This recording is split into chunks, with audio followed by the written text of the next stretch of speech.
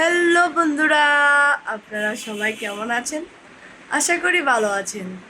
আমিও আছি মোটামুটি ভালো।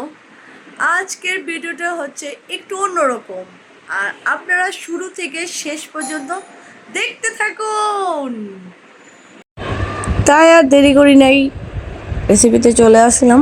রেসিপিটা করার জন্য আমি তেজপাতা, পেঁয়াজ কাটা, পরিমাণ মতো হলুদ ও ধনিয়া গুঁড়া, আমি কেটে রাখা ও বেটে রাখা জিরা বাটা, আদা বাটা, রসুন বাটা ও স্বাদমতো লবণ ও মরিচ সবগুলো একসাথে মেখে নেব। মাখাটা যদি ভালো হয়, সাথে যদি আপনারা দই দিয়ে দিতে পারেন ও লেবুর রস দিয়ে দিতে পারেন তো সবচেয়ে বেশি ভালো হয়, মাংস রান্নাটাও খুব ভালো হবে। এখানে আমি পেঁয়াজগুলো ভেজে নিয়েছি এবং মাখানো মাংসগুলো দিয়ে দিয়েছি। বলতে পারেন এটা কিসের মাংস হতে পারে, এটা হচ্ছে খাসির মাথা। সবসময় তো আমরা খাসির মাংস খেয়েই থাকি, এবার আমরা মাথাটা রেসিপি করব।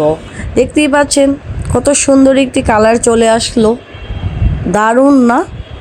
ওয়াও, ভাজা ভাজা হয়ে আসলো।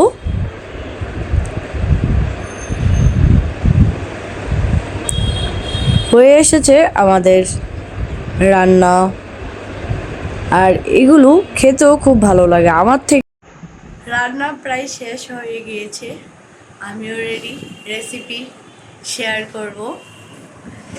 আর সহ্য হচ্ছে না, এই যে দেখছেন আমাদের দুষ্টু মহারাজা উপস্থিত। আয় বেটা, কি রে, কি রেসিপি শেয়ার করবি না?